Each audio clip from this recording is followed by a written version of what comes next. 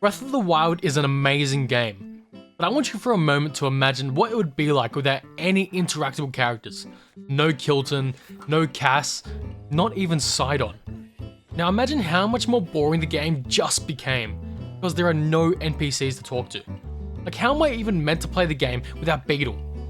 Anyways, the point I'm making is that Breath of the Wild has some amazing NPCs. Your favorite one definitely tells me a little bit about yourself. Champions don't count, by the way. The first one is Robbie. Robbie's an absolute nutcase. Just look at the guy.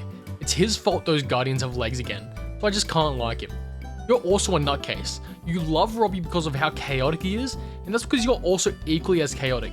You love to kill guardians and collect their remains, and when you do enough of that, you go and give Robbie those leftovers and only use the ancient weapons and ancient armor to then kill more guardians. The Old Man. You don't have great taste in NPCs because the Old Man isn't there for long at all. You probably struggle socially to make new friends and stick with your old ones for as long as possible. Oh, and you definitely didn't see it coming when the Old Man revealed who he actually was. All jokes aside, you miss the old days when life was good. You were definitely born in the wrong generation and listened to older music. Kass. This bird has to be one of the most lovable characters in the game. Anytime you go to a new tower or a shrine that you haven't discovered yet, there he is, just singing a song that he has no clue what it's about. You're a musician. You probably play an instrument, probably the guitar or piano, and you love the feel of wind on your face and wish you could fly with the birds. Rest in peace, Robbie. Hestu. Come on, just look at Hestu dance.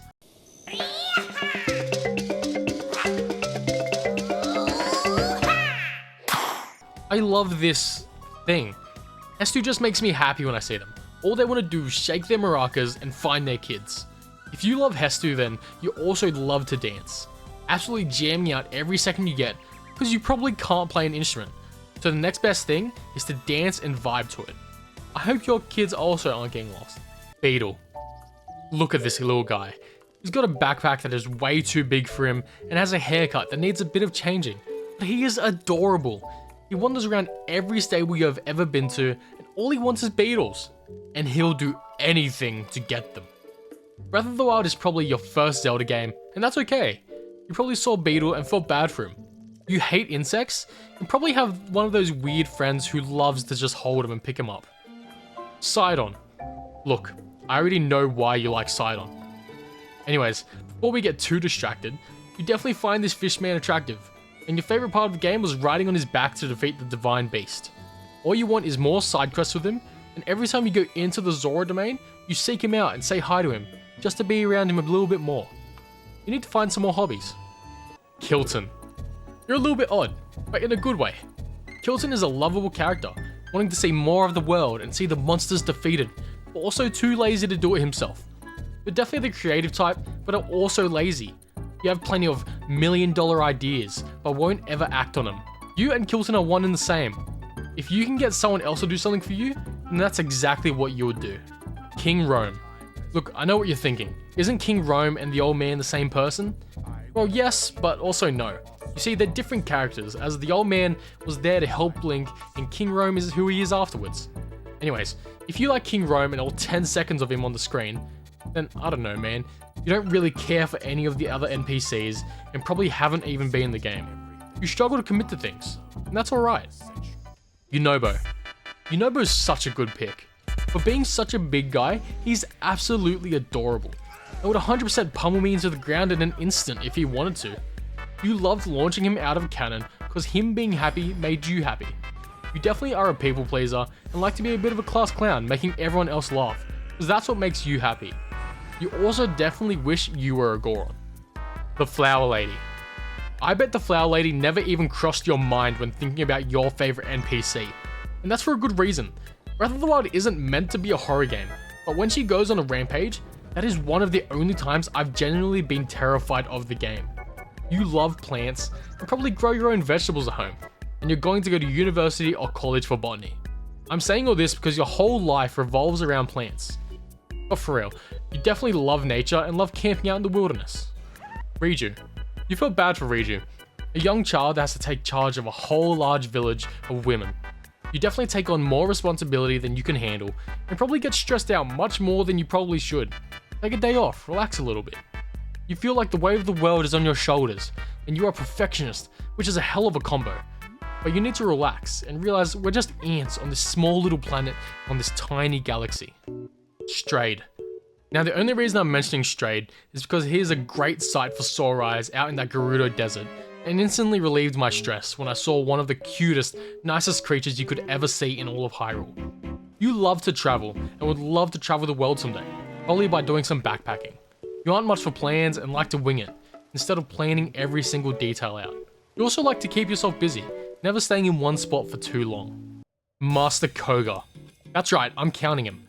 If Master Kohga is your favorite, then you're definitely a clumsy person who is somehow always tripping over their own feet, but also somehow always finds a way for things to work out perfectly for them. You aren't much for school, as you are more street smart, to put it nicely, but people love being around you for the vibes you give off. Teba. Teba is kind of an asshole when you first meet him, but grows to become lovable after he gets to know you. Just like how you are usually pretty cold to new people, but when you get to know them, you instantly become one of the most loyal, likable people in the world. You like to keep your friends close, and don't usually go around gossiping. Muzu. You love him because of how stubborn he is. You're also that stubborn, and rarely ever switch opinions even if you are wrong. Just like how Muzu was proven wrong. King Dorephan. King Dorephan is like seeing an old friend again, so large and lovable. You can see where Sidon gets the looks from, that's for sure. You're definitely lazy and love to lounge around the house in pajamas any chance you get. Paya. You definitely had a little crush on Paya when you first met her, but then you stayed for how funny it was to scare the life out of her. You're definitely a little nervous and a bit of an anxious person who really lets their guard down, but when you do, you are more wild than most people. But like Paya, you get embarrassed easily. Impa. I gotta save the best one for last. Those who are familiar with the Zelda games were more than happy to see Impa when you first got to Kakariko Village. You're a person of nostalgia and miss the good old days where you could get home from school and play your favorite video game without any worries in the world. You're also not new to the Zelda series, and Impa has most likely been your favorite for a long, long time. Oh, sorry, there's one last one. Well, actually 900 last ones. The Koroks. I love every single one of them. Even though there is no chance I'm ever going to find them all, they're all so adorable.